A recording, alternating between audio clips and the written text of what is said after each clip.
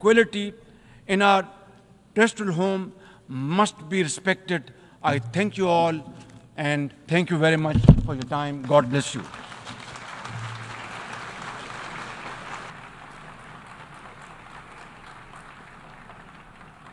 On behalf of the Assembly, I wish to thank the Prime Minister of the Islamic Republic of Pakistan.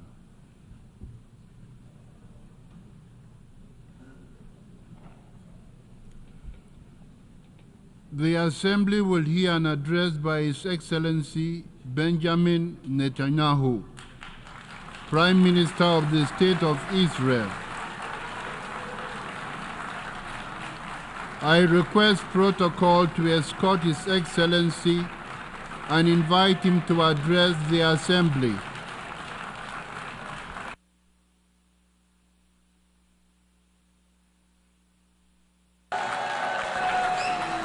Order, please. Ladies and gentlemen, order.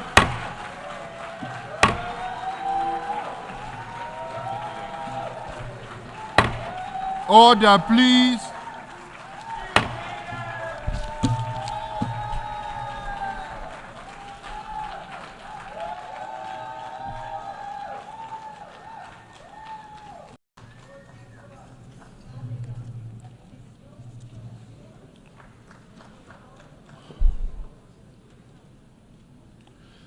Mr. President,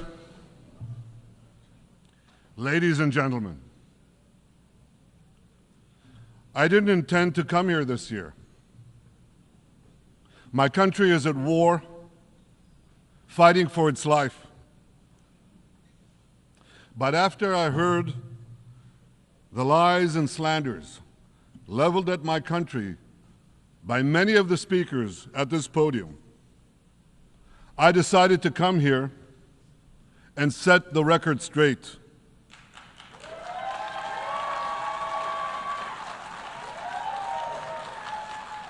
I decided to come here to speak for my people, to speak for my country, to speak for the truth.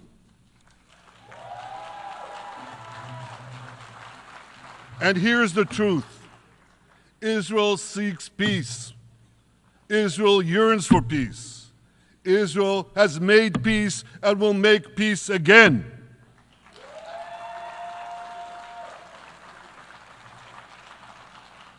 Yet we face savage enemies who seek our annihilation, and we must defend ourselves against these savage murderers. Our enemies seek not only to destroy us, they seek to destroy our common civilization and return all of us to a dark age of tyranny and terror. When I spoke here last year, I said we faced the same timeless choice that Moses put before the people of Israel thousands of years ago. As we were about to enter the Promised Land, Moses told us that our actions will determine whether we bequeath to future generations a blessing or a curse. And that is the choice we face today. The curse of Iran's unremitting aggression, or the blessing of a historic reconciliation between Arab and Jew. In the days that followed that speech, the blessing I spoke of came into sharper focus. A normalization deal between Saudi Arabia and Israel seemed closer than ever. But then came the curse of October 7th. Thousands of Iranian-backed Hamas terrorists from Gaza burst into Israel in pickup trucks, on motorcycles, and they committed unimaginable atrocities. They savagely murdered 1,200 people. They raped and mutilated women. They beheaded men. They burned babies alive. They burnt entire families alive, babies, children, parents, grandparents, in scenes reminiscent of the Nazi Holocaust. Hamas kidnapped 251 people from dozens of different countries, dragging them into the dungeons of Gaza. Israel has brought home 154 of these hostages, including 117 who returned alive. I want to assure you, we will not rest until the remaining hostages are brought home too. And some of their family members are here with us today. I ask you to stand up.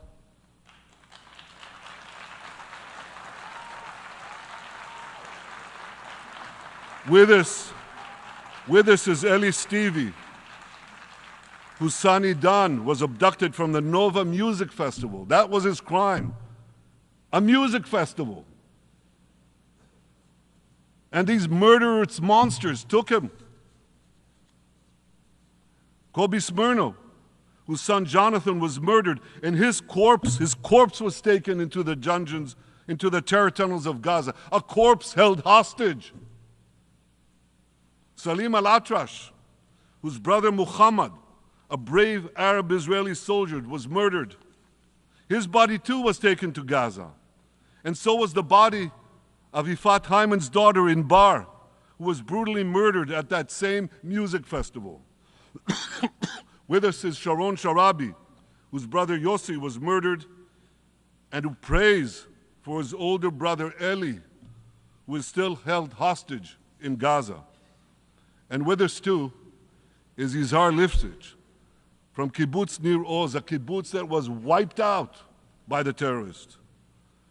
Thankfully, we achieved the release of his mother Yocheved, but his father Oded is still languishing in an underground terrorist hell of Hamas. I again promise you, we will return your loved ones home. We will not spare that effort until this holy mission is accomplished.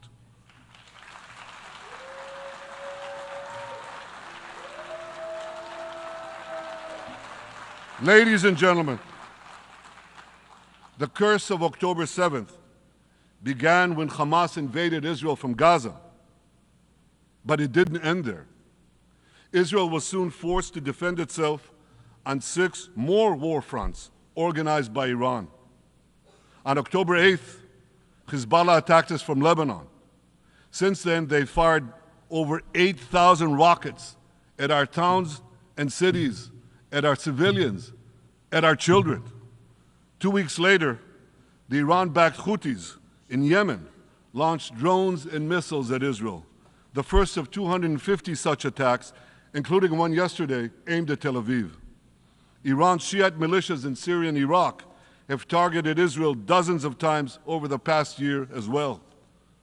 Fueled by Iran, Palestinian terrorists in Judea and Samaria perpetrated scores of attacks there and throughout Israel.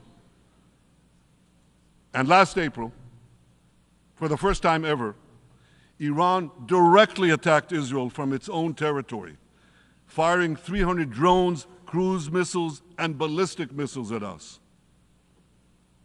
I have a message for the tyrants of Tehran. If you strike us, we will strike you. There is no place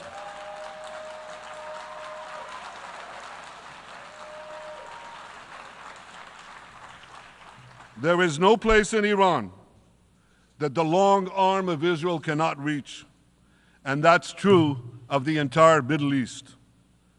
Far from being lambs led to the slaughter, Israel's soldiers have fought back with incredible courage and with heroic sacrifice. And I have another message for this assembly and for the world outside this hall. We are winning.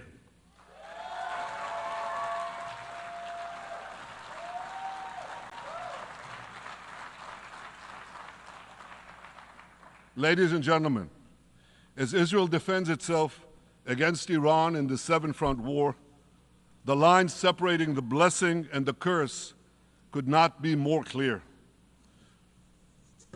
This is the map I presented here last year. It's a map of a blessing. It shows Israel and its Arab partners forming a land bridge connecting Asia and Europe between the Indian Ocean and the Mediterranean Sea. Across this bridge, we will lay rail lines, energy pipelines, fiber optic cables, and this will serve the betterment of 2 billion people. Now look at this second map. It's a map Look at the second map. It's a map of a curse.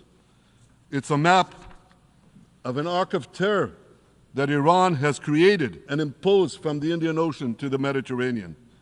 Iran's malignant arc has shut down international waterways. It cuts off trade. It destroys millions, destroys nations from within, and inflicts misery on millions. On the one hand, a bright blessing, a future of hope. On the other hand, a dark future of despair. And if you think this dark map is only a curse for Israel, if you think that, then you should think again. Because Iran's aggression, if it's not checked, will endanger every single country in the Middle East and many, many countries in the rest of the world. Because Iran seeks to impose its radicalism well beyond the Middle East. That's why it funds terror networks on 5 continents. That's why it builds ballistic missiles for nuclear warheads to threaten the entire world. For too long, the world has appeased Iran. It turns a blind eye to its internal repression. It turns a blind eye to its external aggression. Well, that appeasement must end. And that appeasement must end now.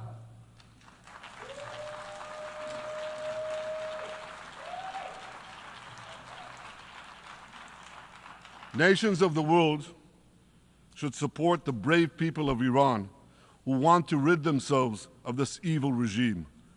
Responsible governments should not only support Israel in rolling back Iran's aggression, they should join Israel.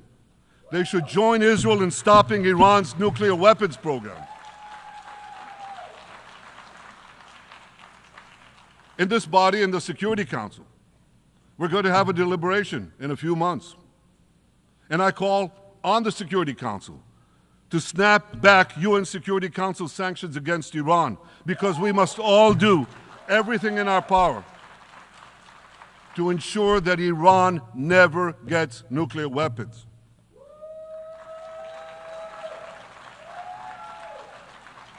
For decades, I've been warning the world against Iran's nuclear program. Our actions delayed this program by perhaps a decade, but we haven't stopped it. We've delayed it, but we haven't stopped it. Iran now seeks to weaponize its nuclear program for the sake of the peace and security of all your countries. For the sake of the peace and security of the entire world, we must not let that happen. And I assure you, Israel will do everything in its power to make sure it doesn't happen.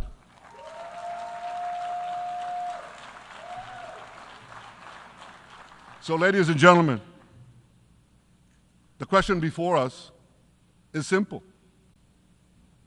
Which of these 2 maps that I showed you will shape our future? Will it be the blessings of peace and prosperity for Israel, our Arab partners, and the rest of the world? Or will it be the curse in which Iran and its proxies spread carnage and chaos everywhere? Israel has already made its choice. We've decided to advance the blessing. We're building a partnership for peace with our Arab neighbors while fighting the forces of terror that threaten that peace. For nearly a year, the brave men and women of the IDF have been systematically crushing Hamas's terror army that once ruled Gaza. On October 7th, the day of that invasion into Israel, that terror army numbered nearly 40,000 terrorists. It was armed with more than 15,000 rockets. It had 350 miles of terror tunnels, an underground network bigger than the New York subway system, which they used to wreak havoc above and below ground. A year later, the IDF has killed or captured more than half of these terrorists, destroyed over 90% of their rocket arsenal, and eliminated the key segments of their terror tunnel network. In major military operations,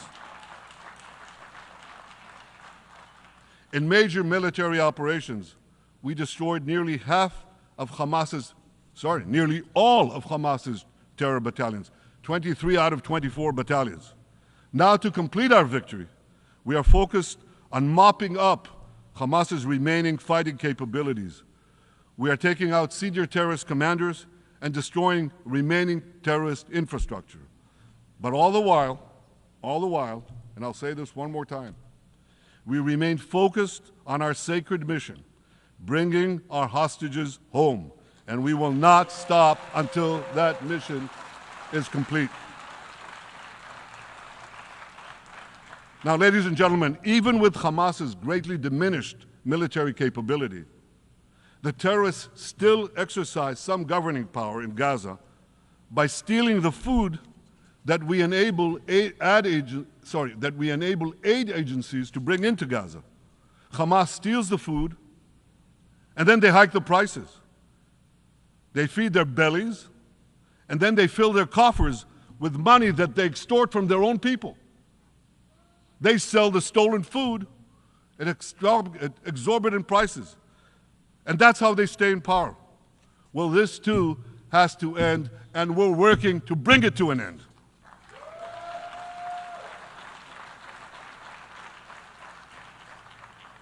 And the reason is simple.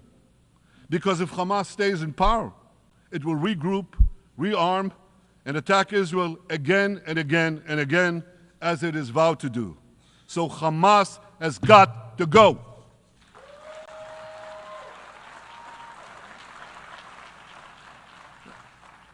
Just imagine, for those who say, well, Hamas has to stay, it has to be part of a post-war Gaza, imagine in a post-war situation in World War II, imagine allowing the defeated Nazis in 1945 to rebuild Germany. It's inconceivable, it's ridiculous. It didn't happen then, it's not going to happen now.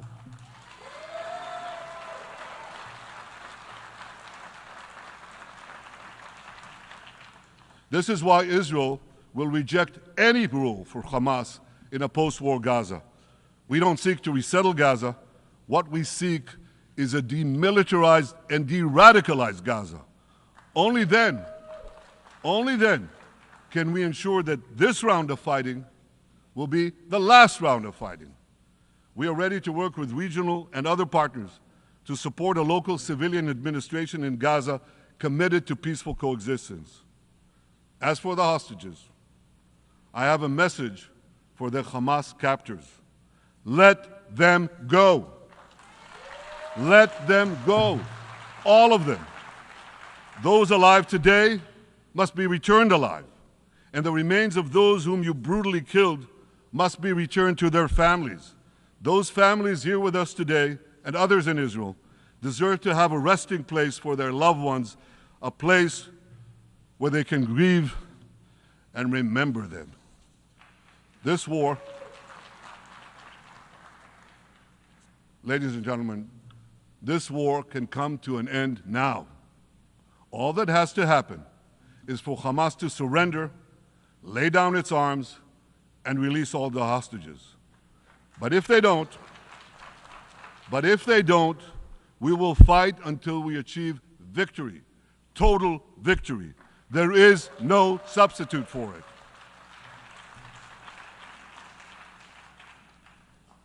Israel must also defeat Hezbollah in Lebanon. Hezbollah is the quintessential terror organization in the world today. It has tentacles that span in all continents. It has murdered more Americans and more Frenchmen than any group except bin Laden. It's murdered the citizens of many countries represented in this room. And it has attacked Israel viciously over the last 20 years, in the last year, completely unprovoked. A day after Hamas massacre, on October 7th, Hezbollah began attacks against Israel, which forced more than 60,000 Israelis on our northern border to leave their homes, becoming refugees in their own land. Hezbollah turned vibrant towns in the north of Israel into ghost towns. So I want you to think about this in equivalent American terms. Just imagine if terrorists turned El Paso and San Diego into ghost towns. Then ask yourself, how long would the American government tolerate that? A day? a week, a month. I doubt they tolerate it even for a single day. Yet Israel has been tolerating this intolerable situation for nearly a year. Well, I've come here today to say enough is enough.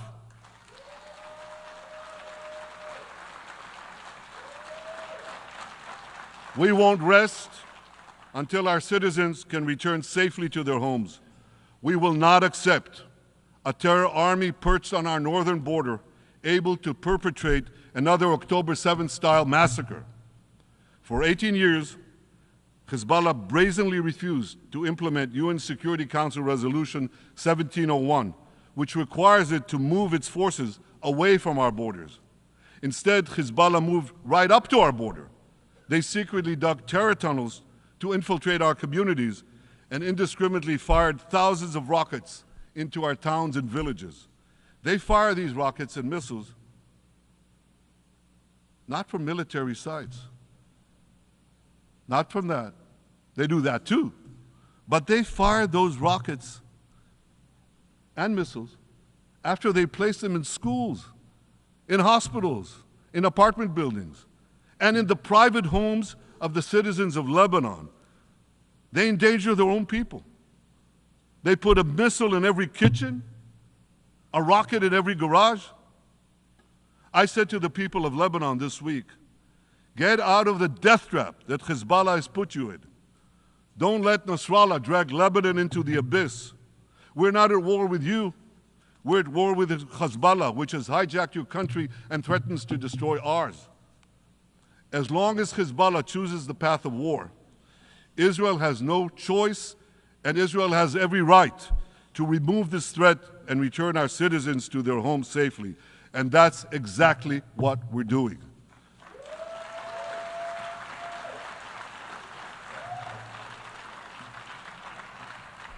Just this week, the IDF destroyed large percentages of Hezbollah's rockets, which had built with Iran's funding for 3 decades.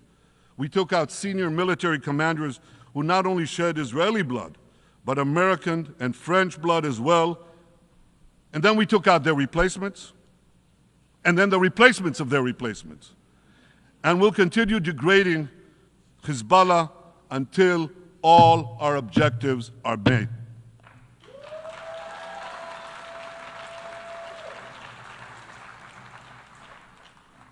Ladies and gentlemen, we're committed to removing the curse of terrorism that threatens all civilized societies.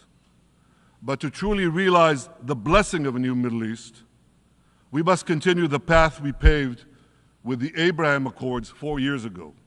Above all, this means achieving a historic peace agreement between Israel and Saudi Arabia.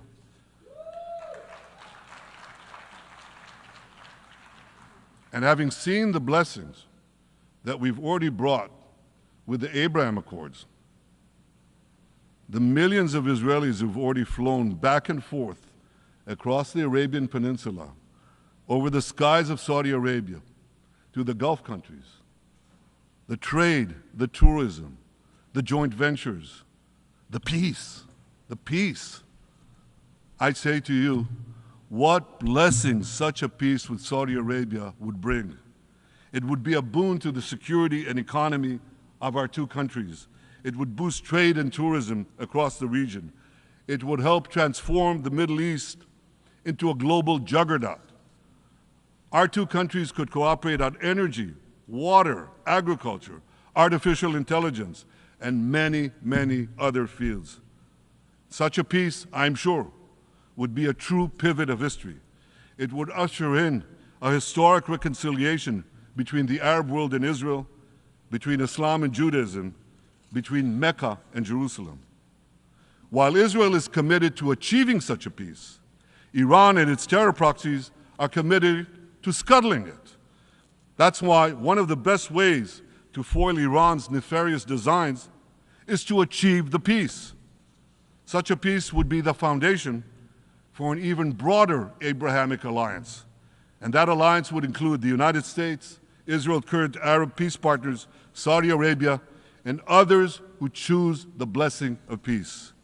It would advance security and prosperity across the Middle East and bring enormous benefits to the rest of the world. With American support and leadership, I believe this vision can materialize, and much sooner than people think. And as the Prime Minister of Israel, I will do everything in my power to make it happen. This is an opportunity that we and the world should not let go by.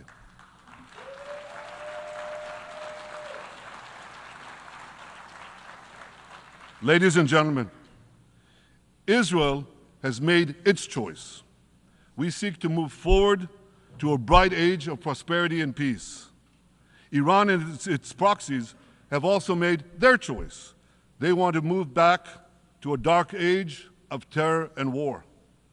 And now I have a question. And I pose that question to you. What choice will you make? Will your nation stand with Israel? Will you stand with democracy and peace? Or will you stand with Iran, a brutal dictatorship that subjugates its own people, exports terrorism across the globe? In this battle between good and evil, there must be no equivocation. When you stand with Israel, you stand for your own values and your own interests. Yes, we're defending ourselves, but we're also defending you against a common enemy that through violence and terror seeks to destroy our way of life. So there should be no confusion about this. But unfortunately, there is a lot of it in many countries and in this very hall, as I've just heard. Good is portrayed as evil, and evil is portrayed as good. We see this moral confusion when Israel is falsely accused of genocide, when we defend ourselves against enemies who try to commit genocide against us. We see this too when Israel is absurdly accused by the ICC prosecutor of deliberately starving Palestinians in Gaza. What an absurdity! We helped bring in 700,000 tons of food into Gaza. That's more than 3,000 calories a day for every man, woman, and child in Gaza. We see this moral confusion when Israel is falsely accused of deliberately targeting civilians. We don't want to see a single person, a single innocent person die. That's always a tragedy. And that's why we do so much to minimize civilian casualties, even as our enemies use civilians as human shields. And no army has done what Israel is doing to minimize civilian casualties. We drop flyers, we send text messages, we make phone calls by the millions to ensure that Palestinian civilians get out of harm's way. We spare no effort in this noble pursuit.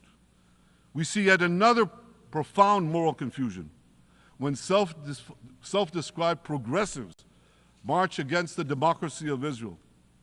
Don't they realize they support the Iranian-backed goons in Tehran and in Gaza? The goons who gun down protesters, murder women for not covering their hair, and hang gays in public squares, some progressives. According to the US Director of National Intelligence, Iran funds and fuels many of the protesters against Israel. Who knows, maybe some of the protesters, or even many of the protesters outside this building now. Ladies and gentlemen, King Solomon, who reigned in our eternal capital, Jerusalem, 3,000 years ago, proclaimed something that is familiar to all of you. He said, "There is nothing new under the sun."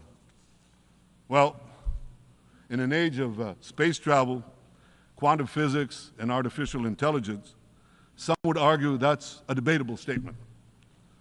But one thing is undeniable. There is definitely nothing new at the United Nations.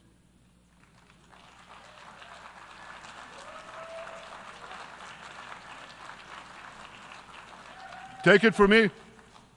I first spoke from this podium as Israel's ambassador to the UN in 1984. That's exactly 40 years ago. And in my maiden speech here, I think it's the same podium, by the way. In my maiden speech here, I spoke against a proposal to expel Israel from this body.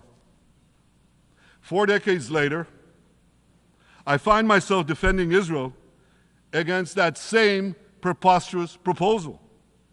And who's leading the charge this time? Not Hamas, but Abbas, Palestinian Authority President Mahmoud Abbas. This is the man who claims he wants peace with Israel. Yet he still refuses to condemn the horrific massacre of October 7th. He's still paying hundreds of millions to terrorists who murder Israelis and Americans. It's called pay for slay. The more you murder, the more you get paid. And he still wages unremitting diplomatic warfare against Israel's right to exist and against Israel's right to defend itself. And by the way, they amount to the same thing. Because if you can't defend yourself, you can't exist. Not in our neighborhood, certainly, and maybe not in yours.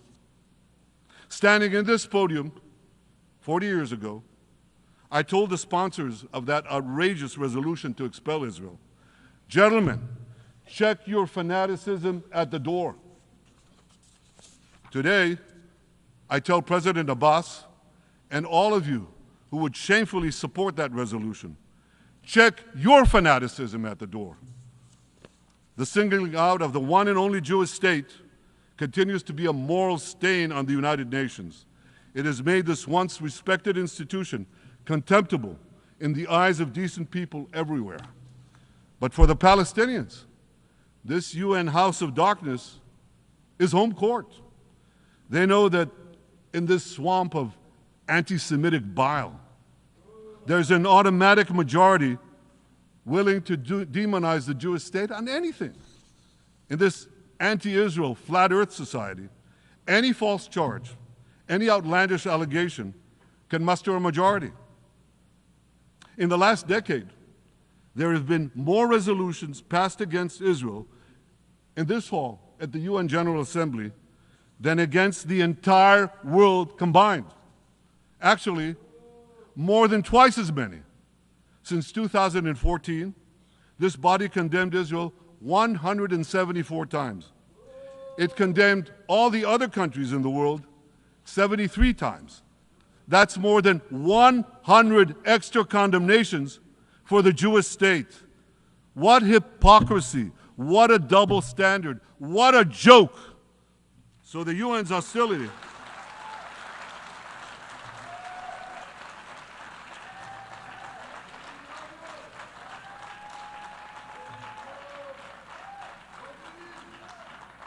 So all the speeches you heard today, all the hostility directed at Israel this year, it's not about Gaza. It's about Israel. It's always been about Israel's very existence.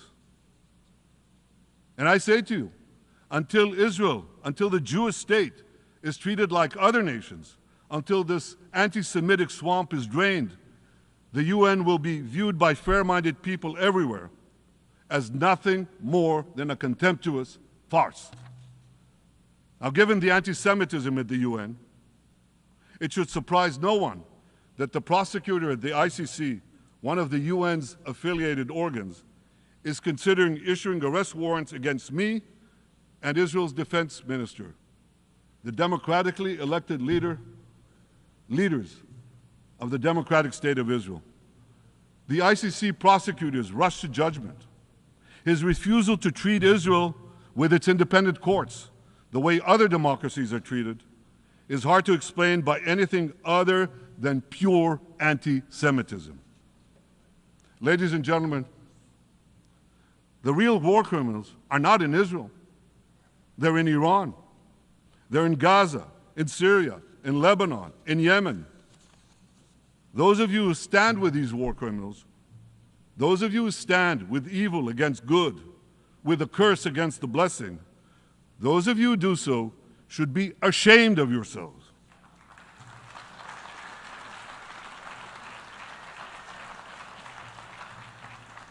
But I have a message for you. Israel will win this battle. We'll win this battle because we don't have a choice. After generations in which our people were slaughtered, remorselessly butchered, and no one raised a finger in our defense, we now have a state. We now have a brave army, an army of incomparable courage, and we are defending ourselves. As the book of Samuel says in the Bible, Netzach Yisrael lo yishaker.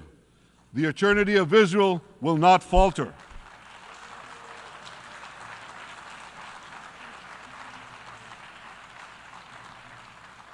In the Jewish people's epic journey from antiquity, in our odyssey through the tempest and upheavals of modern times, that ancient promise has always been kept, and it will hold true for all time.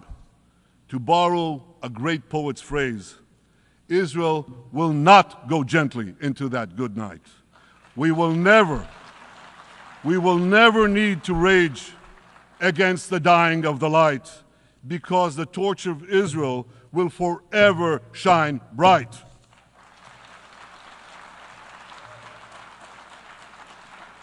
To the people of Israel and to the soldiers of Israel, I say, be strong and of good courage. חזקו ואמצו ואל תיראו מפניהם, כי אדוני אלוהיך הוא ההולך עמך, לא ירפך ולא יעזבך. Am Yisrael Chai, the people of Israel live, now, tomorrow, forever. Thank you.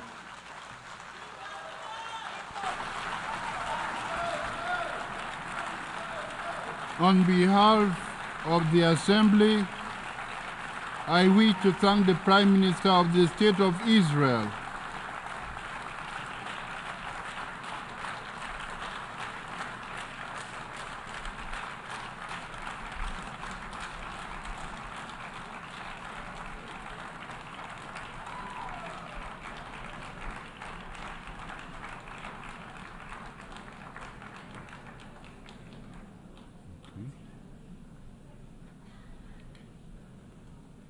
The Assembly will hear an address by Her Excellency Mia Amor Motley, Minister,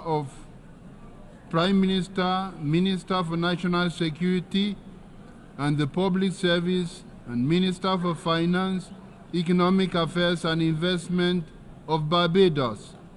I request protocol to escort Her Excellency and invite her to address the Assembly.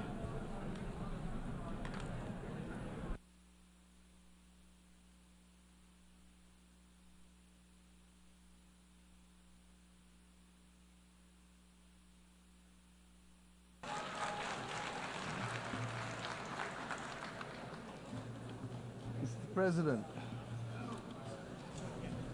we need a reset, and we need to reset.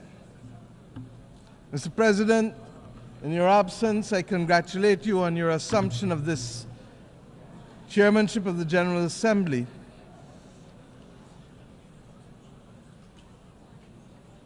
We can wait.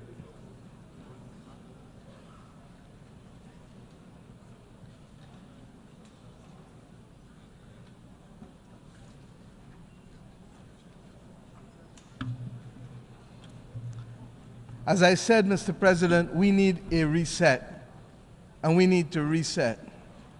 Those of us here today representing our brothers and our sisters the world over have endured 4 years of polycrises. As the children of Mother Earth, we continue to wrestle with the climate crisis. As a human family, we grapple with the legacy of the pandemic.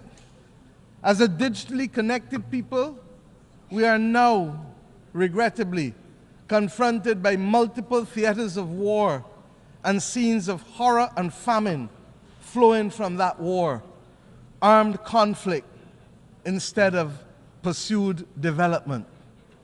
Citizens of every country as well, struggling to contain the rising cost of living and the implications for them and their families on a day-to-day basis. And Mr. Speaker, Mr. President, we are all now threatened by the second but silent pandemic of antimicrobial resistance, together with a growing incidence of death and disability from chronic non-communicable diseases. We cannot afford the distraction of war. If ever there was a time to pause and to reset, it is now. Collectively as an international community, and individually, as leaders in each of our countries, we must now deliver new opportunities and solutions to these crises which dampen economic growth, which restrict the ambitions of our people and numb our sense of the beauty and goodness that the world ought to be offering because it has it to offer. The reset for which I am calling, and indeed all of our citizens are demanding, must see an end to all forms of discrimination.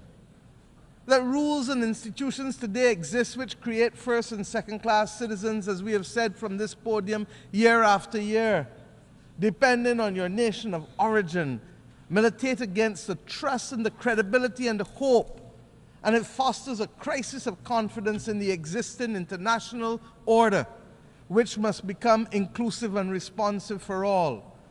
More than any other complaint from this podium has been the disparity in treatment and the inability to be able to have fair and transparent treatment for all that would lead to the trust necessary for us to solve the problems of our times that are truly beyond man-made causes. Neo-colonialist structures that perpetuate and reflect an old world order characterized by racism and classism and misogyny, while ignoring the legitimate aspirations of billions, will not help to foster the hope or trust that is necessary to meet these polycrises. We must ensure that the global institutions give developing countries, especially small vulnerable states like my own, or vulnerable middle-income countries, seats at the table of decision-making where we can be seen, heard, become active agents in our own cause and lead our own development paradigms. My friends, we are reminded that 2024 is the final year of the United Nations Decade for the People of African Descent. Much has been achieved, but the recognition, the justice, and the development for people of African descent that was promised by this decade has, to say the least, not yet been fully realized. And it is for this reason that the Caribbean community joins the growing chorus, and my own country in particular, for the immediate proclamation of a second decade to complete the unfinished work and address the matter of reparations for slavery and colonialism.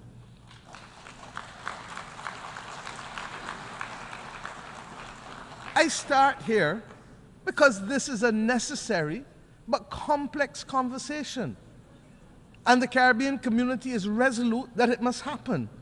Its resolution lies, and I want to be very clear, its resolution lies in a multi-generational approach, in the same way that the £20 million sterling debt that was incurred by the British government only was repaid in this 21st century, almost 200 years later, so that the notion of unaffordability becomes a non-issue once we recognize that the solution to reparations must be multi-generational and grounded in development. Mr. President, of necessity, the reset must also be characterized by institutional reform, which has to start in the United Nations councils. These councils suggest that some are full members, and others are only part members, and some may be part-time members, and some may be occasional members. All of this has no place in the 21st century. And the anger and the mistrust of our citizens and institutions, in leaders, in multilateralism, and in the processes which exclude while yielding much talk and little action is very real. And nowhere is reform and consequently trust and hope more important to the well-being of billions of people today than in relation to the global financial architecture. Restricted access to capital, its disproportionately high costs, barring us from doing that which we must, its inadequate scale, and the overwhelming burden of debt often imposed on us by circumstances beyond our control. These are all now combining to force governments in the world's poorest countries, and frankly, across many vulnerable middle-income countries, to devote more resources to debt service than to health, and education, and in some instances, even infrastructure. For far too many members of the human family, cold ground is our bed and rock is our pillow. Too many go to bed with their bellies hungry, and too many may not even have a bed. Our reset must therefore collectively build a common agenda that reflects and reinforces our shared humanity. It is that shared humanity that binds us together. Mr. President, you know better than most. Our African brothers and sisters got it right with the principle of Ubuntu, and have used this principle, this General Assembly, to remind us that its simplicity is what we should aspire to. I am because you are. I am because we are. My well-being is tied to yours, and our collective well-being is connected to Mother Earth. This best voices the approach needed to give expression to the reset that is absolutely necessary. And we acknowledge that there are glimpses of hope. We have, for example, on Monday, agreed to a pact for the future, but we still have war. We have agreed on a global digital compact, but we still have raging pandemics in the slow motion silent pandemic. All of this rests, my friends, on the common agenda that the Secretary General had set out for us before. Yesterday, we agreed in a high-level meeting on a political declaration on antimicrobial resistance. A lot of fancy words, but this is where the rubber hits the road.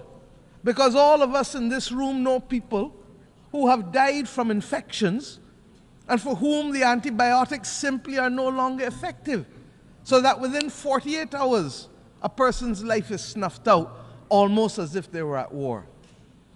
My friends, following on the intervention of the Bridgetown Initiative and the Paris Pact for People and Planet, the efforts of many across the board, we acknowledge that there is some hope. And it is evident in the beginnings of the reform that we are seeing little by little, but nevertheless, they have started. These are all important steps, but we cannot take our eyes off the prize. Barbados' call for fundamental reset includes attitudes and behavior as much as actions or reforms. Heads of government are in agree that we must trigger national development agendas of transformation with both speed and scale. We have a date with destiny against 1.5 degrees. We know that that is what is needed to survive. And the implications for people, even as we speak, can be dire. But if there is a failure to act with clarity of purpose, and if the political will retards progress on the front of the much-needed reform within the international financial institutions, purely because heads of government do not speak to ministers of finance when they reach Washington, D.C., or their board directors, if there is a need for that to be dealt with, then, my friends, there must be a commitment to be equal to the current challenges of member states if we are not to perpetuate the discriminatory practices that result in undermining the transformational opportunities that we need. Depriving vulnerable countries from being able to access concessional income that is long enough to build the resilience to save lives and to protect livelihoods is unjust. And that is why we must remain focused.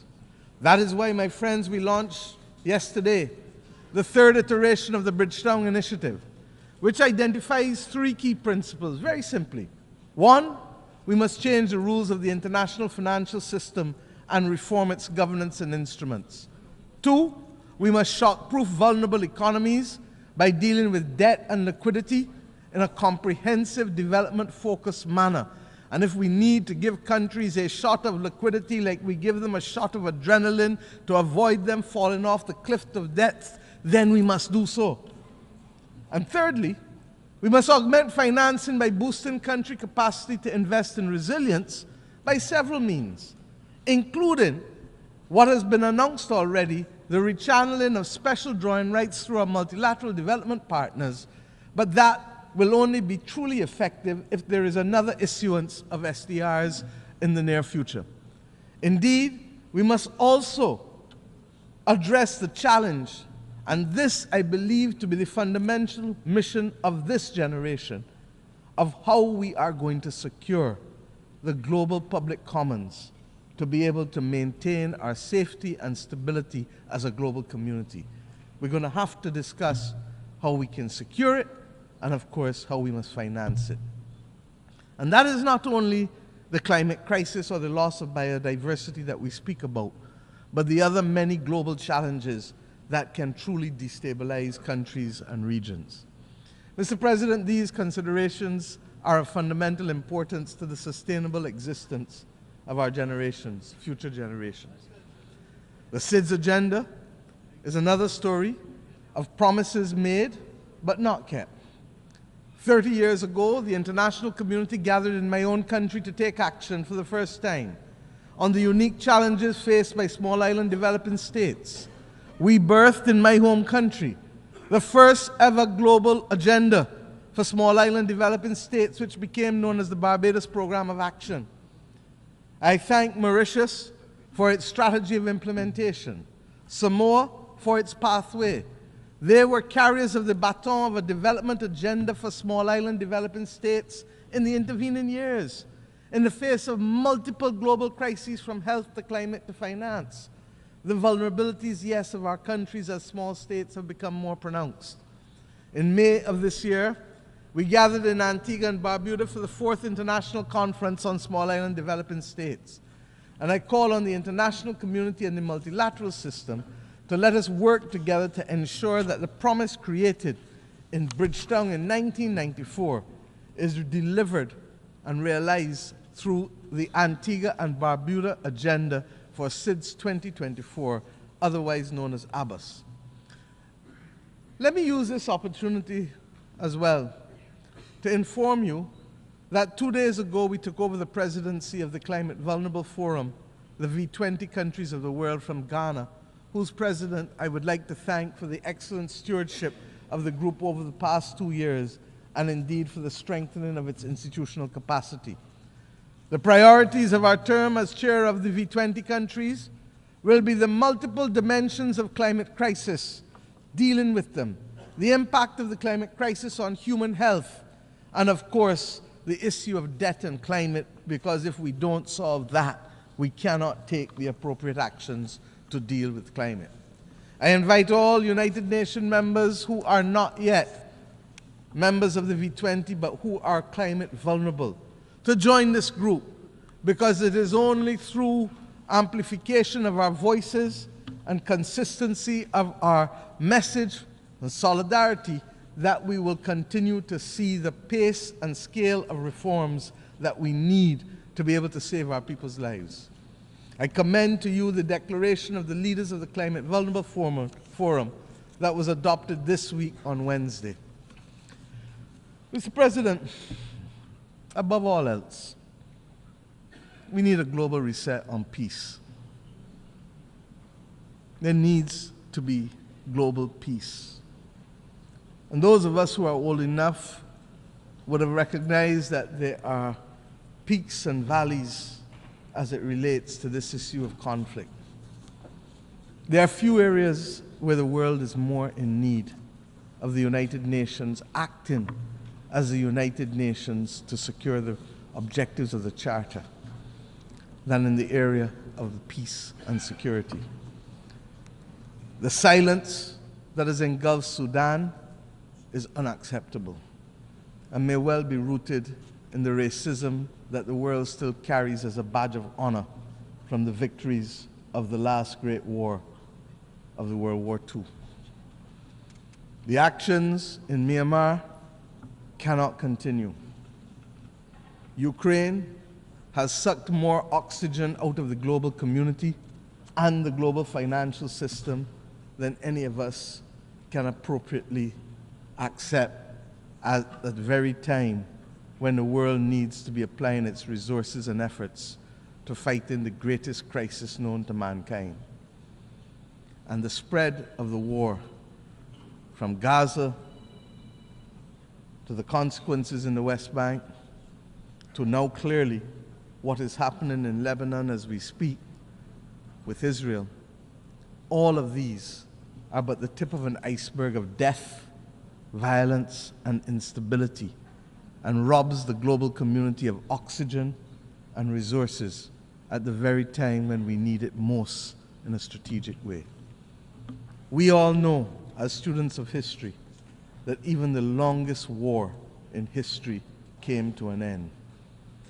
These wars, yes, they too will come to an end. But the question is when and at what cost, and without much loss of life, with how many children not being able to be either given the chance to live or will now live with memories of war that will affect their every action for the next 60, 70, 80 years of their lives. Innocent people are paying the price with the one thing that is theirs to give, and they don't give it willingly. It is their life. Unless we address the root causes of these wars, one by one, and the manners in which they are being sustained and financed, we will never, never know anything else other than war and rumors of war in these theaters. The transmittal of these scenes of horror in real time into people's bedrooms, into people's living rooms, will trigger two extreme reactions, neither of which are acceptable to us in the third decade of the 21st century.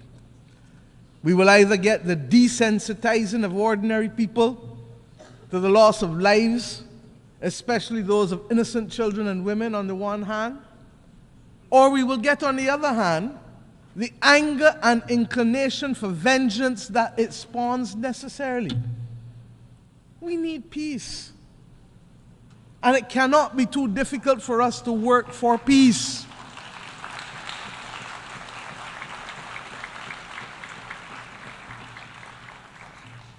It is the same Bible that tells us in the stories of the Old Testament, much which has guided many people across this world. But when we turn from the Old Testament to the New Testament, it is Romans that says to us, "Vengeance is mine, saith the Lord," not any country, not any human being, so that the Bible can't be used as a convenient aid when it suits us and rejected when it doesn't. In the midst of this maelstrom, we were very clear.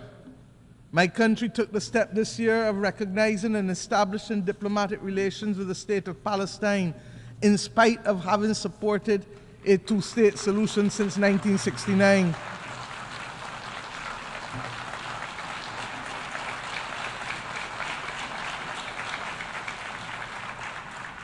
And we did this because it is clear to us that the state and people of Palestine, human beings, are entitled to full recognition by integration into and support from the international community.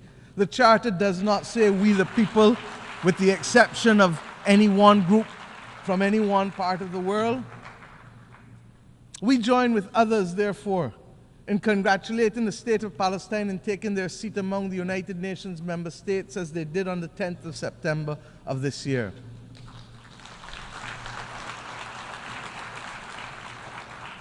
And let me be clear, we condemn the actions of Hamas on October 7th. But we equally and strongly deplore the humanitarian catastrophe in Gaza, which is the result of the disproportionate use of force by Israel. There is no justification for it. And that is why treaties exist governing the rules of engagement for war. Because we as human beings learned better and know better and committed to better. A two-state solution, no matter how elusive it may appear to be now, is the only answer. And I've said already this week that we have known difficult battles in mankind's history.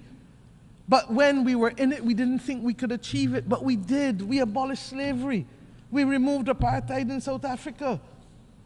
These battles are not beyond our creativity, our capacity, and our resilience to resolve them. Similarly, we insist that the killing in Ukraine really has to stop. The people of Ukraine must be allowed to live within the internationally recognized boundaries of their state in peace and freedom from the threat of use or force.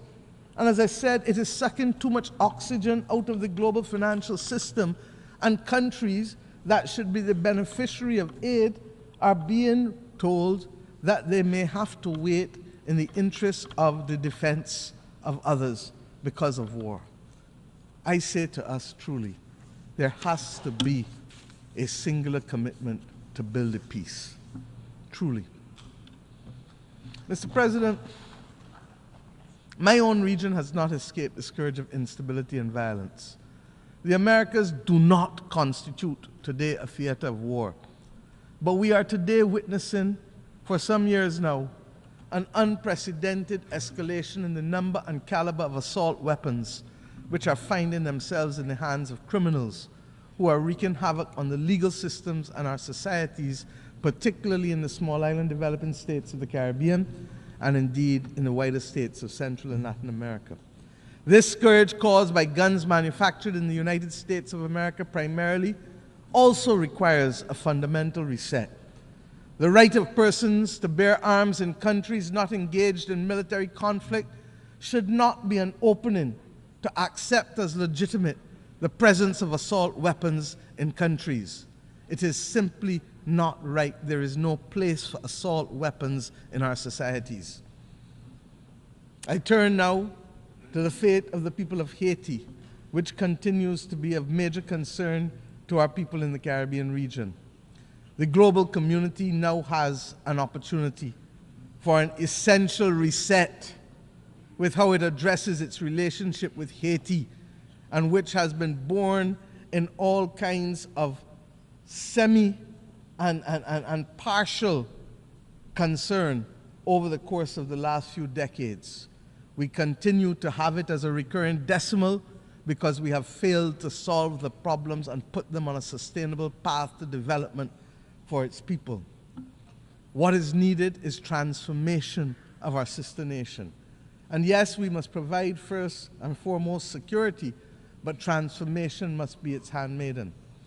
The government and people of Haiti need the full support of the international community, not just in the short term, but in the long term.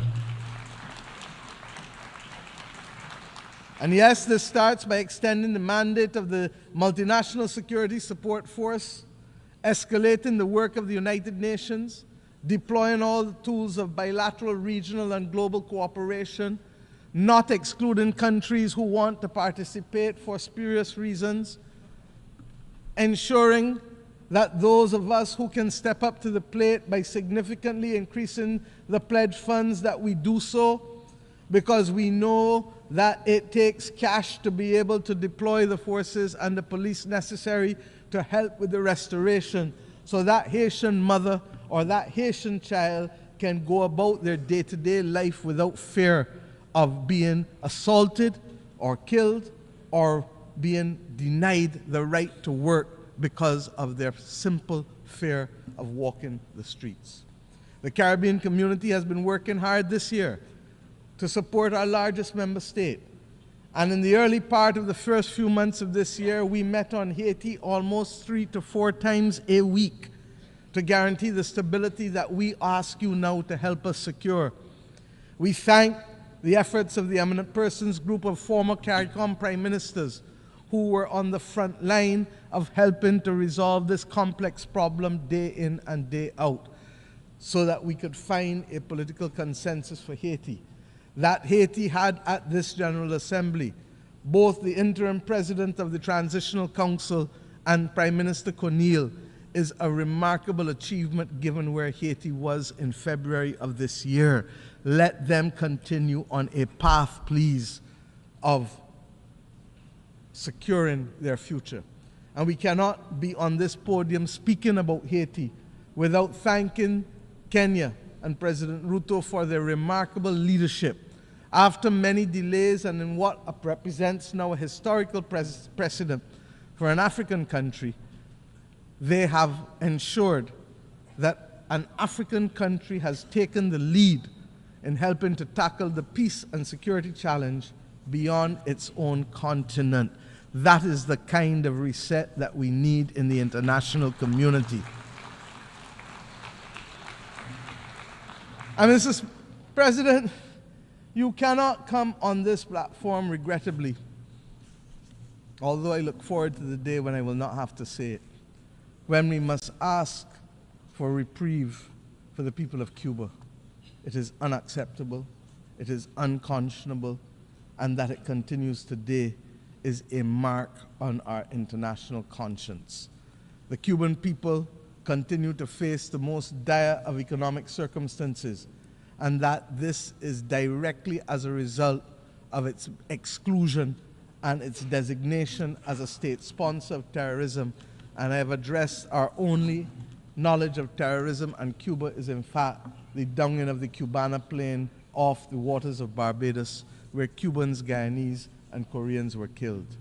My friends, Cuba has been a valuable partner, stepping up for us when it has mattered most, by the provision of nurses and doctors in pandemics, and by the provision of other essential workers when the global community needed it, and when people needed to be liberated in southern Africa.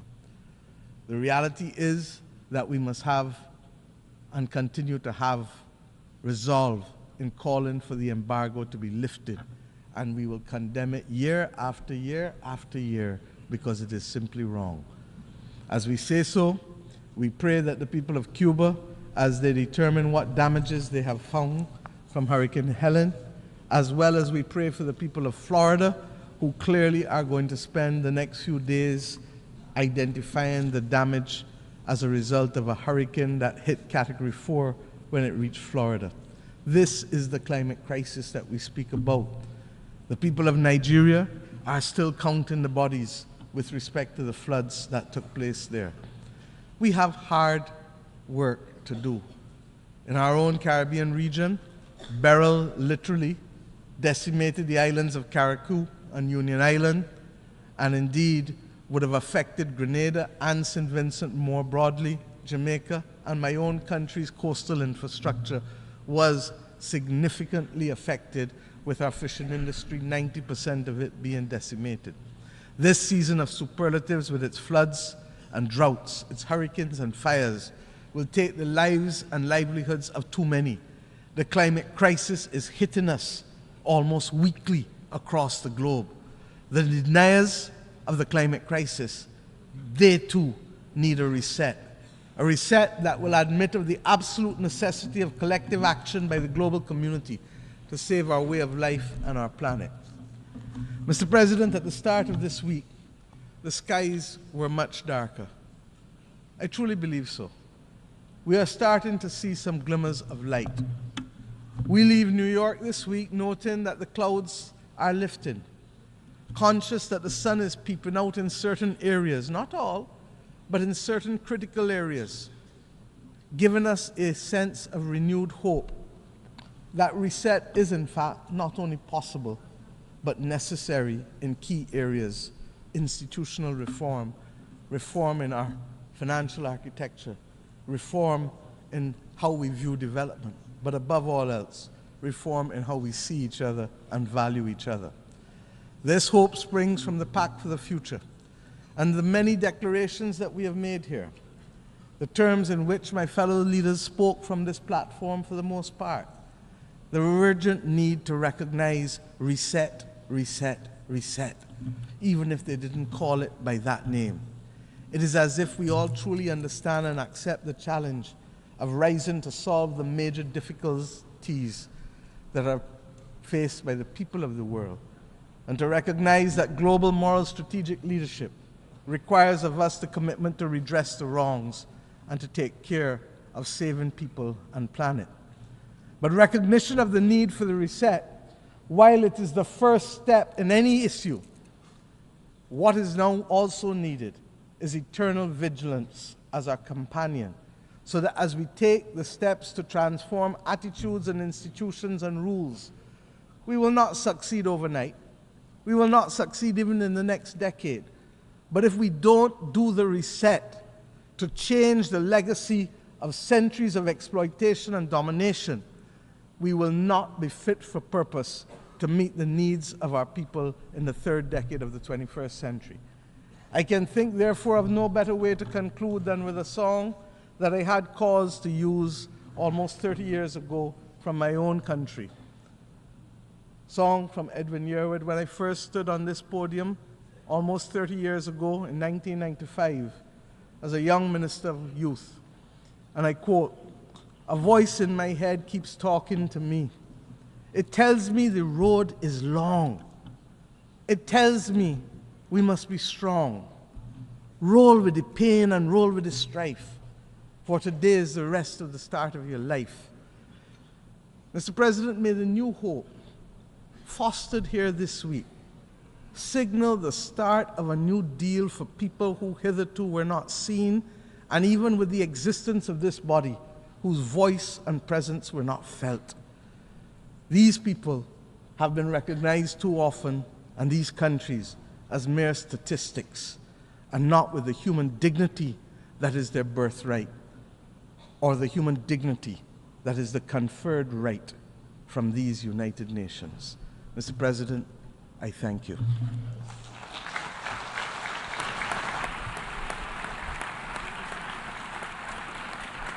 On behalf of the Assembly, I wish to thank the Prime Minister, Minister for National Security and the Public Service, and Minister for Finance, Economic Affairs and Investment of Barbados.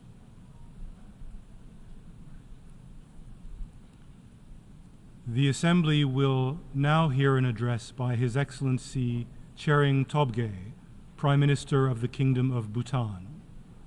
I request protocol to escort His Excellency and invite him to address the Assembly.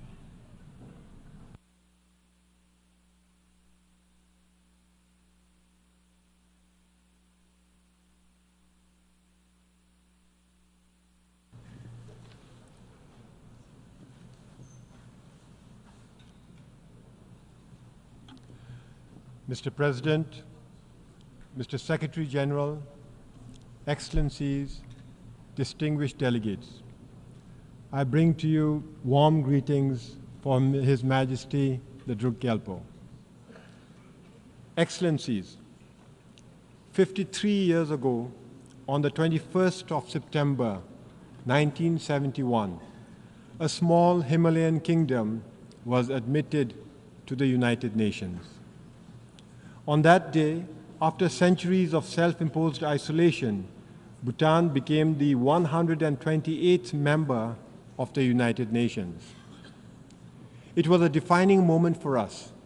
It was a defining moment for us when a small, poor, landlocked country nestled in the world's highest mountain joined the global community of nations. That same year, the United Nations created the least developed country category to provide targeted support to the world's poorest nations. Bhutan was among the first to be admitted in that list. Back then, our economy was primarily agrarian, operating largely on a barter system. Our per capita GDP income stood at just $215 US. Life expectancy was barely 40 years. Infant mortality was tragically high, at 142 deaths for every 1,000 live births. And our literacy rate was woefully low. We had only, in fact, less than 300 students in the few scattered schools that had been established to provide modern education. Today, I stand before you with a story of transformation and progress. Our per capita GDP has risen to more than $3,500 US. Life expectancy has increased to 70 years. infant mortality has plummeted to 15 deaths per 1,000 live births. And our literacy rate, it has climbed to 71%, with youth literacy skyrocketing to 99%. I am pleased to report to this august assembly that because of our all-round progress, last December, 52 years after joining the United Nations, Bhutan graduated from the LDC category. To achieve this achievement did not come easily. It was a journey marked by hard work, perseverance, and sacrifice. But we were not alone. We had the support of many friends who accompanied us on this important journey. I take this opportunity to extend our deep gratitude to the United Nations and its specialized agencies. I would also like to thank all our development partners, including Japan, the European Union, the World Bank, and the Asian Development Bank for their unwavering support. But most importantly, I would like to reserve our deepest thanks to India, our closest friend and neighbor. They have been with us from the very beginning of our development journey and have remained steadfast in their support and friendship. Excellencies, graduating from the LDC category is a significant milestone. But what truly matters is that we did it in our own terms. Under the leadership of our enlightened monarchs, Bhutan has pursued a development path grounded in the philosophy of gross national happiness. This approach places the happiness and well-being of our people at the center of our development agenda. Thanks to gross national happiness, our economy, while it is still small, is sustainable and inclusive. Healthcare and education are free for all. Our unique culture not only survives, but thrives. More than 72% of our land is under forest cover, and we are recognized as a biodiversity hotspot and a carbon-negative country. Our democracy, a gift from our king, has been embraced by a reluctant population. Excellencies, having graduated from the LDC category, it is now our responsibility to ensure that we sustain our hard-earned progress and that under no circumstances should we ever backslide. As we chart a new course for the future, we are faced with new challenges, particularly those arising from our weak economy. Foremost among them is youth unemployment. To address these challenges, we must strengthen our economy. We must provide our youth with meaningful opportunities to grow and to prosper. We must embrace a new development paradigm. In this context, I am pleased to report that His Majesty the King has announced the establishment of the Gelifu Mindfulness City. The Gelifu Mindfulness City is a transformative vision for future urban spaces, a blueprint for living mindfully and sustainably. Spanning 2,600 square kilometers of pristine forests and fertile farmlands, it will enable human innovation and natural ecosystems to thrive together while fostering human well-being, environmental sustainability, and mindful living. We invite thought leaders, innovators, and investors to join us in building this groundbreaking city, contributing to a model of peace, harmony, and progress that others can follow. Excellencies, Bhutan's story is one of hope, but it is also a call to action. More than 50 years have passed, and only 7 nations have graduated from the LDC category, leaving 46 countries still in need. This this is unacceptable. The international community must intensify its efforts to ensure that no nation is left behind, that all LDC countries achieve graduation.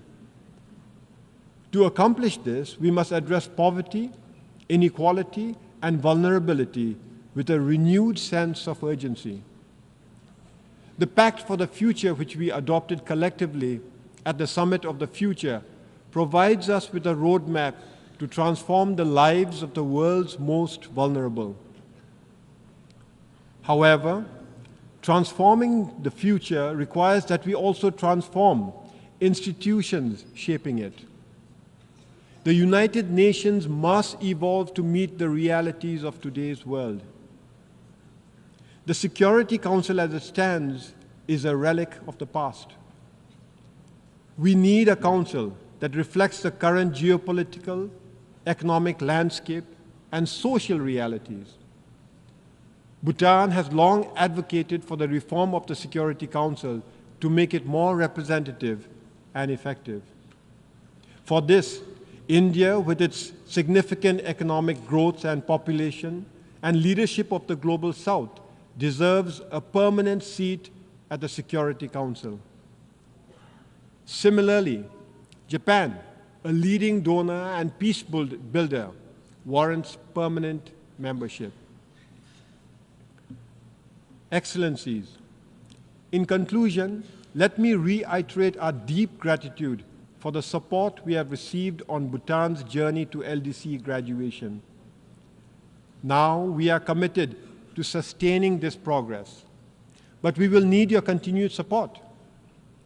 In this regard, we invite your support and investment in initiatives like the Gelufu Mindfulness City. However, as we celebrate Bhutan's progress, we must also intensify our efforts to support other LDCs, ensuring that they too can achieve graduation. In this regard, the role of the United Nations is more critical than ever, reinforcing the imperative for multilateralism in addressing the global challenges we face. As we look to the future, I have the honor to close by repeating a profound message from His Majesty, our beloved King. I first did so 7 years ago, and I repeat, no nation today can stand alone in achievement. Time is slowly telling us that there can be no lasting individual success without success as a community. And there cannot be lasting national progress and success if it does not fit into a future of global peace, harmony, and equality. The world must progress together or fail together. Thank you, and Tashidile.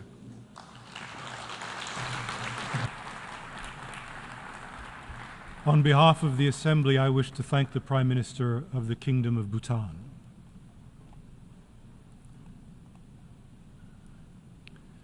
The Assembly will now hear an address by His Excellency Xavier Espot Zamora, Head of the Government of the Principality of Andorra.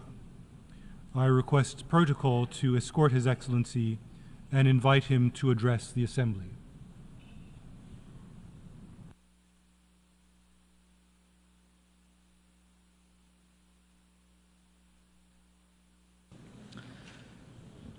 Señor Presidente, Mr. President, Secretary General, Excellencies, ladies and gentlemen, allow me to begin by extending my congratulations to His Excellency Mr. Philemon Yang on his election as President of the 79th General Assembly. I would like to thank you, President, for having chosen unity in diversity, sustainable development and human dignity everywhere for everyone as the theme. Andorra could not be any more in agreement than we are with this goal, which we fully support, because my country is a tangible, real proof that people are able to live together peacefully for more than 800 years. Indeed, thanks to our understanding and mutual respect shown by our inhabitants, our country has never had a war and we've never had an army. Andorra has always been an oasis of peace, tolerance and cohabitation, including during the most troubled times of the old continent. I'd also particularly like to thank the Secretary-General, Mr. Antonio Guterres, for his perseverance, for always preferring the path of conciliation, and for his message in favor of international law and against climate change. I would also like to stress the impetus that the Secretary-General has given to the Summit of the Future, which gave rise to the Pact for the Future that my country has signed. The goal of this is to strengthen the multilateral system, to adopt concrete measures to address new challenges and establish a roadmap to address existential risks to humanity, civilization, and most people on Earth. Classical authors, they are the basis of Western culture. They tell us, and I use the present tense because they never die, they say that all speech is vain and empty unless it be accompanied by action. What is important are the things that we do throughout our lives. All civilizations are born in specific circumstances, and very often they go down in history thanks to their conquests. But what is the conquest of this civilization? What is its vocation? And what is the heritage that it will leave behind? Or rather, what is the conquest, vocation and heritage that we want this civilization to leave to future generations?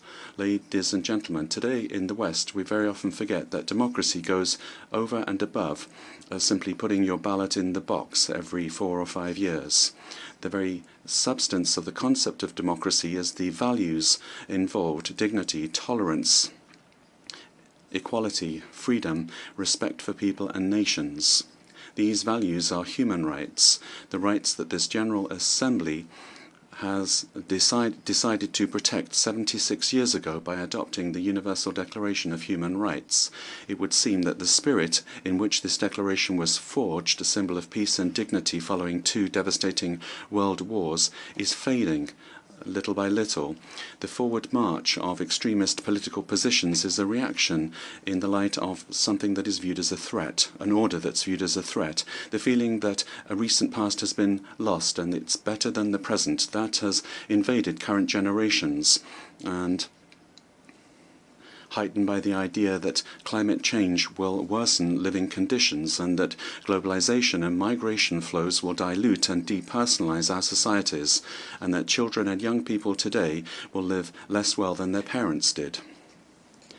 We find ourselves at a key moment in history where the debate cannot be hidden behind rhetorical language to avoid this situation.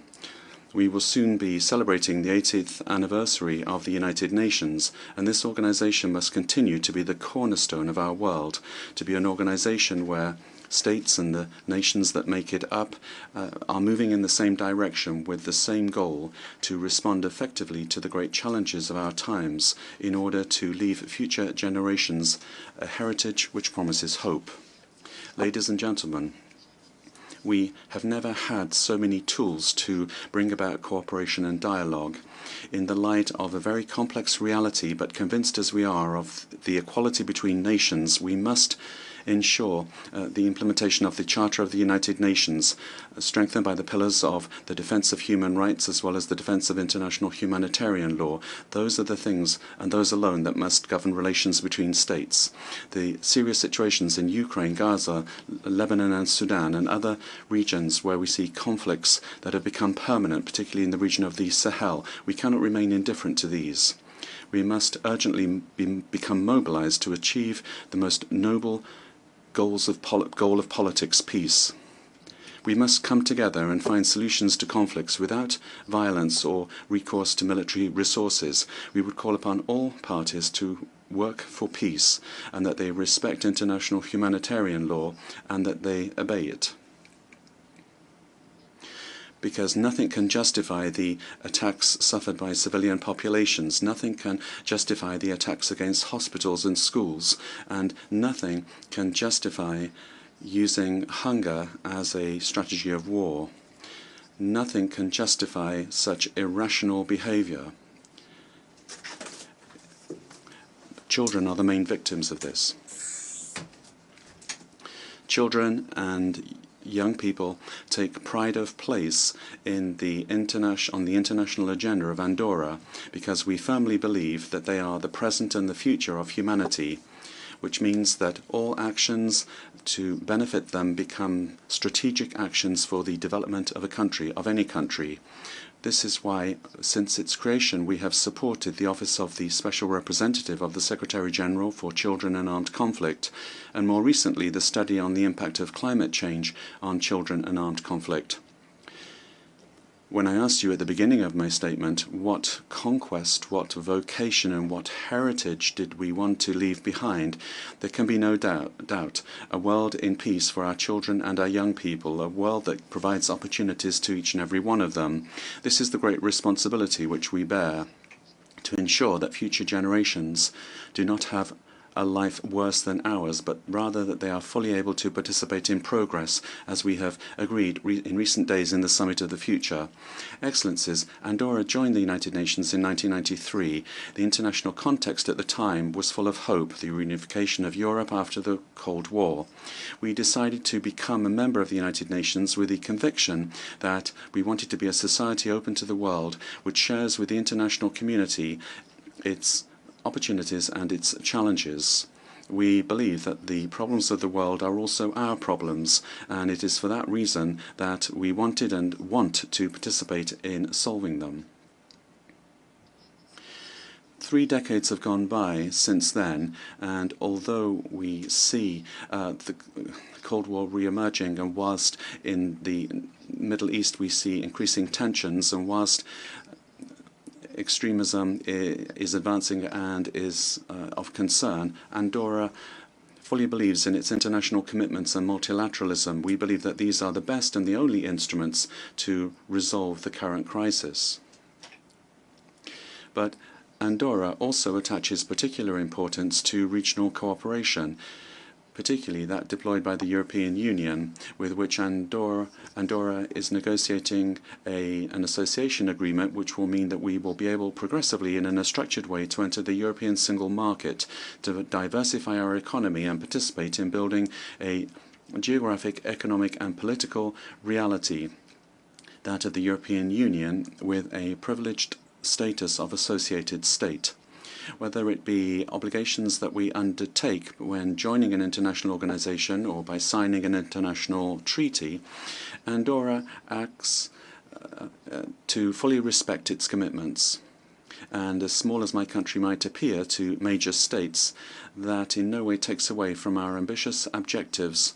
And this is always essential, as is our multilateralism, the climate emergency, gender equality, the digital transition and cultural diversity. On that last point, Andorra is very proud to have co-facilitated for one further year the resolution on multilingualism at the United Nations together with Guatemala.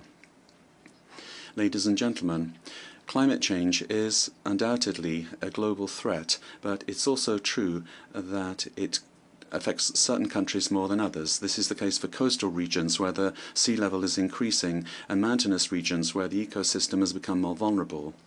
This is the case for Andorra. The effects of climate change risk changing the way of life of its inhabitants and even the economy of the country. And it's for this reason that we have made the fight against climate change one of our main goals, internationally as well as nationally. Since the ratification of the United Nations Framework Convention on Climate Change in 2011, Andorra has met its communication obligations by respecting the principles of transparency, coherence, comparability, exhaustivity and accuracy, and we have even implemented certain things ahead of time with regard to the convention. In 2015, Andorra was one of the first to join the Framework Convention and produce our NDC, Nationally Determined Contribution. And we updated it in 2020 and 2022, and we plan to achieve climate neutrality by 2050.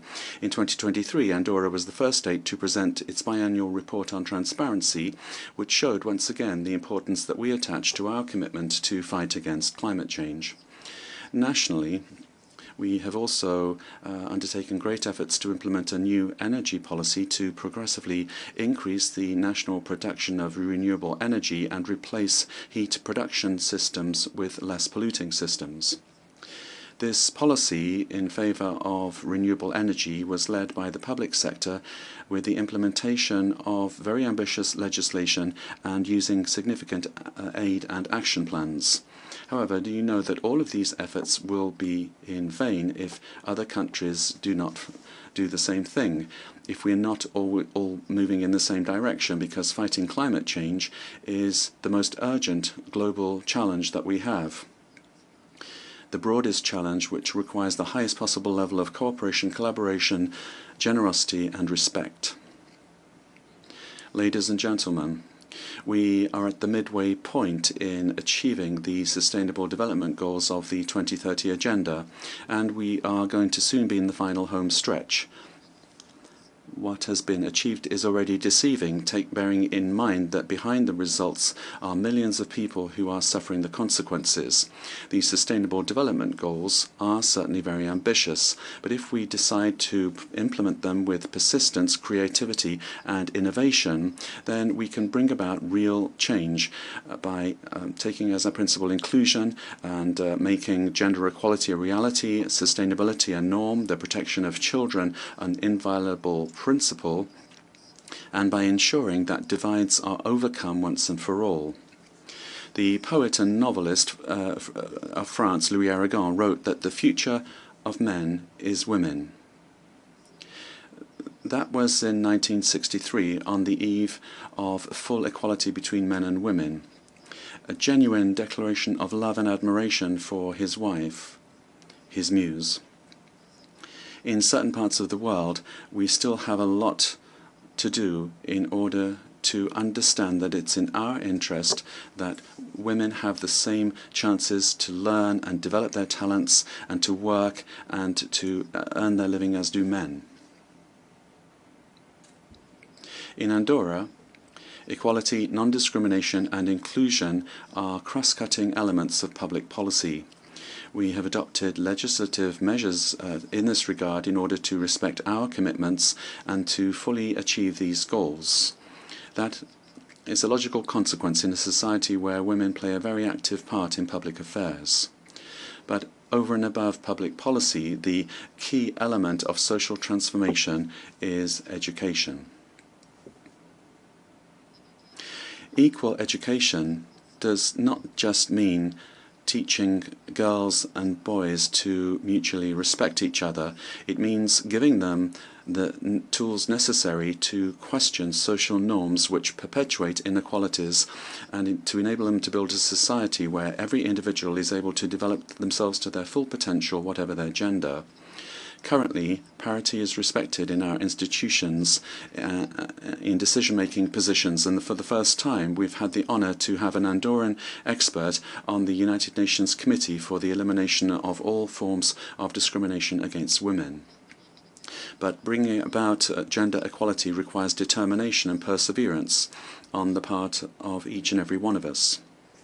As representatives of our respective countries, we have the moral and political obligation to promote this transformation. We must become committed to ensure that gender equality is not just a long-term aspiration, but a concrete reality in our societies. That is the only solution that will guarantee a better future for future generations. Excellencies, access to information is in the process of redefining the paradigms of growth and economic and social development. As public services and the private sector are being converted to the digital world, the divide that separates those that have access to this world and those don't is becoming ever more pernicious. The Global Digital Compact that we adopted during the Summit for the Future includes actions in favor of digital literary actions in order to guarantee an inclusive, open, safe and protected digital future. In this area, multilateralism has a crucial role to play to create opportunities, and at the same time it must guarantee accessibility and security in this new virtual space of globalization. For small states such as Andorra, these technologies have the potential to provide resources with exponential added value. Aware as we are of the situation and our manifest need to diversify our economy, Andorra has made huge strides in this area. Currently, 6% of Andorran homes have an internet connection. The country has implemented a national strategy for digital transition, which is particularly focused on digital rights of citizens and respect for Sustainable Development Goals 9, 16 and 17, with the creation of an ethical and legal framework that preserves digital rights, protecting private life and data security, and ensuring free access to digital information, because we want all citizens to be able to access the digital world and thus avoid situations of inequality. Ladies and gentlemen, the Principality of Andorra has made a commitment to this organization of peoples and for peoples 30 years ago, in the hope that a better world would be possible, because our country, small size, can also make exemplary choices. We presented ourselves to the world as an ancestral land which finally has found its place in the community of nations, a country that is open to the world, with a constructive spirit and a peaceful disposition open to dialogue, in favour of comprehension and harmony between peoples. These are the values that continue to guide us nationally and internationally. It is important that all peoples promote a new culture of peace based on an end to war and on a commitment to bring about peace agreements to resolve conflicts. Development must reach all four corners of the planet, where fundamental rights must be respected, and it is essential that this new digital universe be based on knowledge. I began my intervention by quoting the classical authors. If I may, I'd like to end in the same way. There's a work that is at the heart of Greek literature that has left its mark on Western culture and which is very difficult to forget. It refers to conquest and destruction, hatred, compassion, love, and death. Homer's Iliad is in a certain way a mirror of the human condition. Even though this work shows that life is not always fair and that it is subject to the will of the gods, it also shows us that human relations can, if we want them to be, profoundly humane. And I think that we must take ownership of this message. It is important to believe in humanity and to work to build, all of us together, peace in the world, as well as a world of solidarity that is more just and more inclusive. I thank you. On behalf of the Assembly, I wish to thank the head of government of the Principality of Andorra. The Assembly will now hear an address by His Excellency Mohammed Yunus, Chief Advisor of the Interim Government of the People's Republic of Bangladesh. I request protocol to escort His Excellency and invite him to address the Assembly.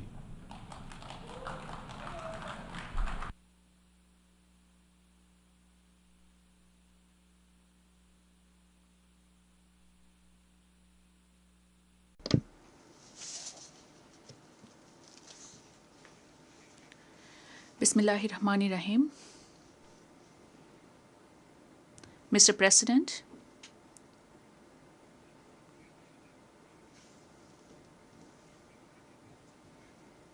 let me congratulate you on your election as the President of the United Nations General Assembly.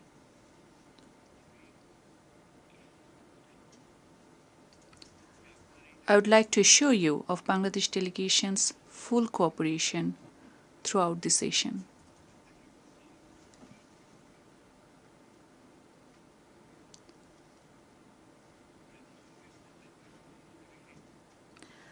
I would also place on record our deep appreciation to the Secretary General Antonio Guterres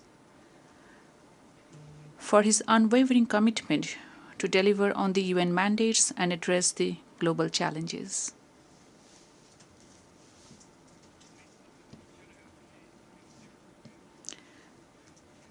I particularly applaud his vision in convening the Summit of the Future.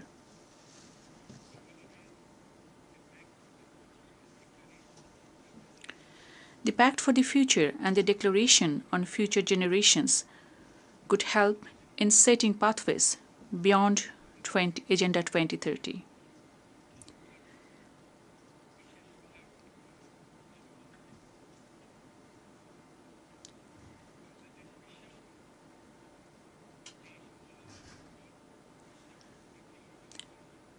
Bangladesh believes that the summit's outcome will serve as a guiding framework in materializing our shared aspirations and rethinking collaboration for posterity.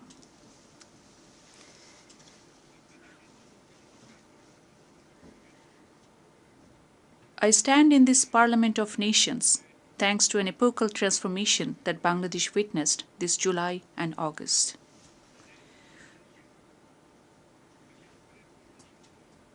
The power of the ordinary people, in particular our youth, presented to our nation an opportunity to overhaul many of our systems and institutions.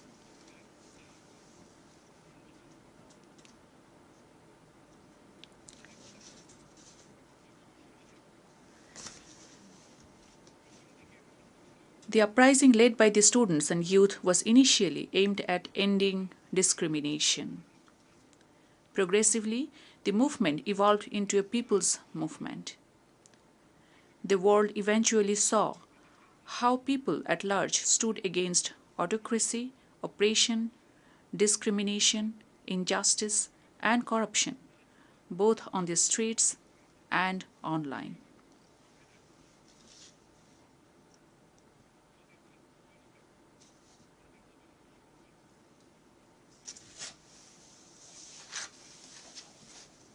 Our people, particularly youth, gained us independence from an autocratic and undemocratic regime with an exceptional resolve and capability.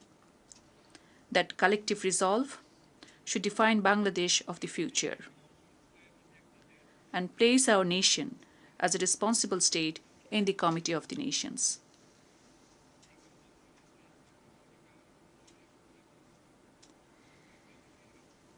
This was indeed a movement that primarily brought together people who were long left in politics and development, who asked prosperity to be shared, to be inclusive. The people aspired for a just, inclusive, and functioning democracy for which our new generations made supreme sacrifice.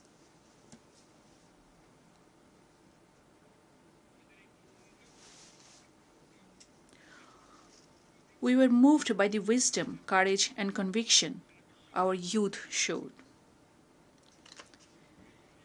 Even braving bullets bare chest.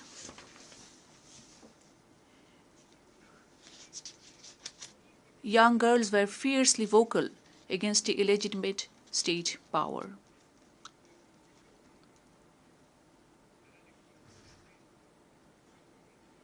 School-going teenagers laid down their lives. Hundreds lost their eyes forever. Mothers, day laborers, and scores of people across cities lent their shoulders for their children.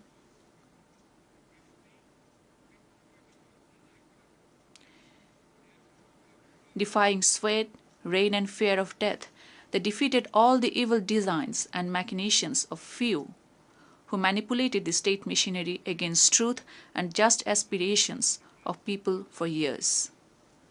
The People's Movement left an estimated over 800 martyrs in the hands of the autocratic regime. Bangladesh was born because of her people's profound belief in liberalism, pluralism, and secularism. Decades later, our Generation Z is making us revisit and reimagine the very values that our people stood for back in 1971, as our people also did in 1952 to defend our mother language, Bangla.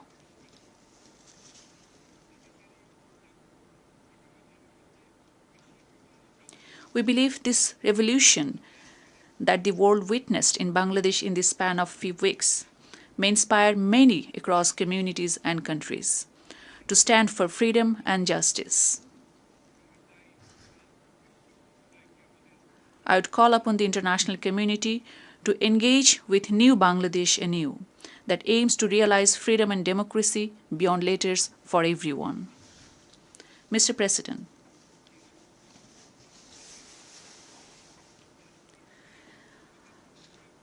our youth and people together entrusted me and my colleagues in the Council with enormous responsibilities to reconstruct a decaying state apparatus.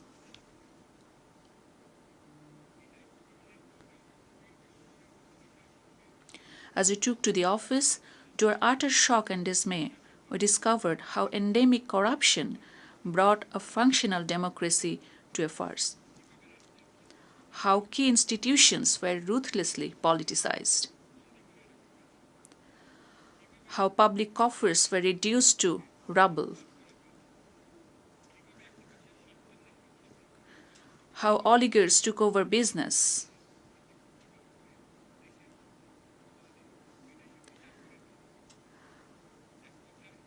How chosen few concentrated wealth in their hands and amassed and laundered wealth out of Bangladesh. In all, justice, ethics, and morality almost at every level reached a low. Under such circumstances, we were asked to rebuild Bangladesh and re-establish the country that our people aspire to see.